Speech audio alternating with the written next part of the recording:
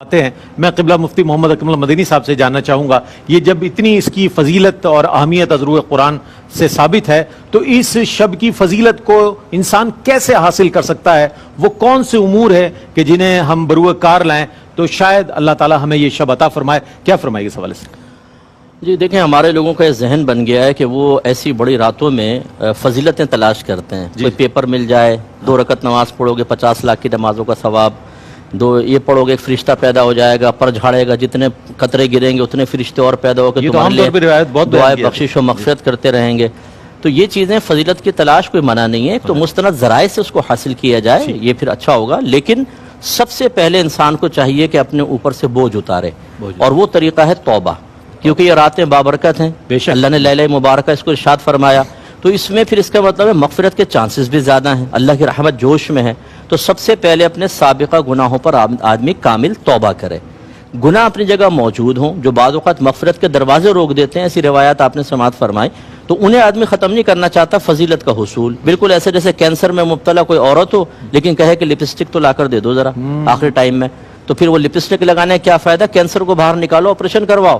تو سب سے پہلا کام یہ کہ اللہ کی بارگاہ میں توبہ کریں۔ سیکنڈ یہ کہ غور کریں کہ آپ نے حق العبد میں کہاں کہاں کوتاہی کی ہے۔ خاص طور پر بعض شوہر بیویوں کو مارتے ہیں، پیٹتے ہیں، گالیاں بک رہے ہیں، بیجا، اور یہاں ٹوپی لگا کے پہلی صف میں کھڑے ہو گئے امام کے پیچھے، لوٹ مار کی ہوئی ہے پوری مارکیٹ میں، نماز کا نشان ہے، تبلیغ پہ بھی جا رہا ہے، سب سے بڑا فراڈ وہی کھڑا ہوا ہے، فرض کر لیں۔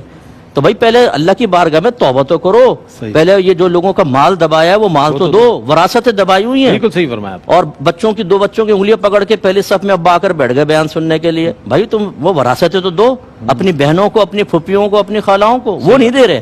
یہ ہمارے ہاں بہت بڑا وہ ہے قصور کہ ہم اپنے احتساب سے غافل ہو کر اور پھر ہم فضیلتوں کی تلاش میں نکل جاتے ہیں۔ دوسری چیز یہ کہ حق العبد کو فوراً دیں۔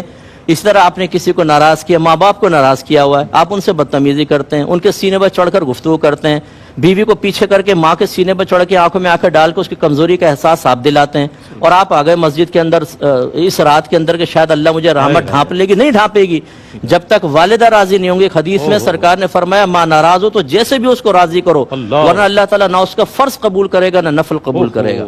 ان چیزوں پہ ہماری توجہ کیوں نہیں ہوتی؟ اس کے بعد جو ہے پھر جو ہے وہ فضیلتوں کا حصول ہے۔ اس میں پھر آپ نعتیہ محافل میں بیٹھیں، علماء کے بیانات سنیں، اس طرح کے پروگرام سنیں، قرآن پاک کی تلاوت کریں، درود پاک پڑھیں، تنوع کے ساتھ عبادات کو اختیار کریں، مختلف اقسام کی، تاکہ نفس کسی ایک عبادت کے اختیار سے بوریت محسوس نہ کرے، کوفت کا شکار نہ ہو جائے۔ جتنی خوش دلی سے عبادت ہوگی اتنا بہتر ہے۔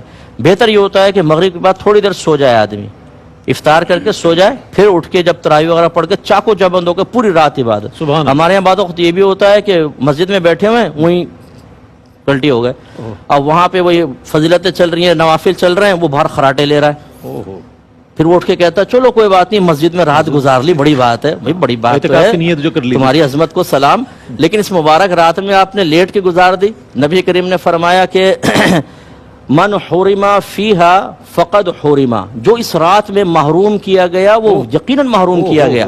تو پھر اس رات کو ضائع نہ کریں، خصوصاً وہ لڑکے جو دھابے پہ بیٹھ کر کہے لگا رہے ہیں الٹی سیدھی باتیں، پھر کہا چلو یار آخری وقت میں تھوڑا سا مسجد میں بھی چلے جاتے ہیں کیونکہ اب بیان ہوگا، اور اس کے بعد پھر وہ ایسا لنگر اور نیاز تقسیم ہونے والی ہے جس کی روحانیت سے انشاءاللہ ہم فوراً 7ویں آسمان تک پہنچ جائیں گے۔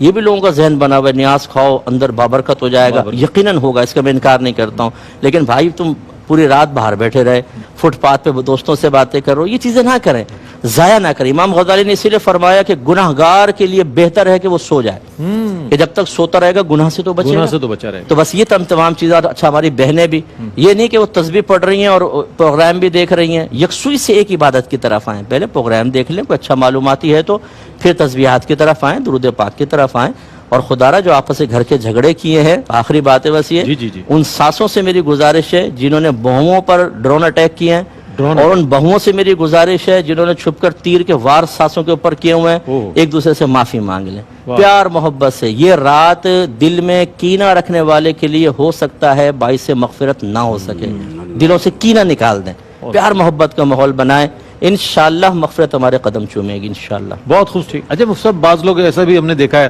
کہ مساجد میں تاقراتوں میں ہوتے ہیں، ایک مجمع ہوتا ہے، جناب ایک صاحب اٹھتے ہیں آج ہی شب قدر ہے، نصیب ہو گئی ہے، مبارک ہو، اس طریقے سے بھی وہ پھر وہ جناب وہی شاہ صاحب معتبر کہلاتے ہیں، انہوں نے کہہ دیا آج شب قدر ہے جناب، لوگ بے فکر ہو جاتے ہیں ہمیں نصیب ہو گئی۔ بشارتوں کا بڑا سلسلہ ہے، عجیب سلسلہ جن میں اس میں سے بتا رہا ہوں۔ 97 ناکام ہوتی ہیں، 3 کامیاب ہو جاتی ہیں، لیکن وہ پیر صاحب کو وہ مرید وہی اٹھا لیتے ہیں 3 کے، وہی مرید پیر صاحب نے پہلے کہہ دیا تھا۔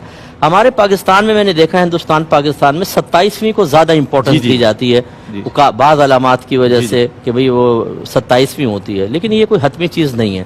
آپ کے نبی کی جب صریح حدیث موجود ہے، صریح کلام موجود ہے کہ رمضان کے آخری عشرے کی طاق راتوں میں اس کو تلاش کرو، تو ہم 27ویں کو کیسے متعین کر سکتے ہیں؟ اور اگر کوئی پیر صاحب فرض کر لیں واقعی کوئی شیخ کامل ہے اور ان کو الہام ہوا یا انہوں نے علامات کے ذریعے کوئی بیان کر بھی دیا، تب بھی وہ ہمارے لیے دلیل اور شرعی حجت نہیں ہے۔ یہ نہیں ہے کہ ہم ان کے قول کو قبول کر کے جیسے انہوں نے 23ویں کا اعلان کر دیا تو ہم 25 27 اور 29 کو چھوڑ دیں، نہیں، ہمارے نبی کا فرمان حق ہے، یہ مخفی ہی ہے۔ اگر یہ ظاہر کرنا ہوتا تو سب سے بڑے جو اولیاء ہیں امت کے وہ تو نبی کریم کے صحابہ ہیں، کسی ایک صحابی نے کوئی ایسی کوئی بات بیان کی ہو؟ یہ بہت عرصے بعد جو ہے وہ ایسے لوگ پیدا ہو گئے ہیں کہ جو صحابہ تک کو حاصل نہیں ہوئی بعض چیزیں، وہ کہتے ہیں ہمیں حاصل ہو گئی، تو یہ چیزیں صحیح نہیں ہوتی ہیں۔ آپ ہر رات عبادت کریں، اور ایسے حضرات سے بھی میں گزارش کرتا ہوں کہ اپنے مریدین کو نہ مطلب کسی رات کی فضیلت سے محروم کروائیں۔ اگر آپ اعلان کر دیں گے آپ کی واہ واہ تو ہو گئی، لیکن فرض کر لیں وہ رات نہیں ہے اور اگلی طاق راتوں میں ہے، تو آپ نے تو اپنے متبعین کو بیچاروں کو محروم کروا دیا نا۔ اس کا وبال کس پر ہوگا؟ جس کے دل میں خوف خدا ہوگا نا، وہ کبھی ایسی حرکت نہیں کرے گا۔ ٹھیک، بہت اچھی بات آپ یہ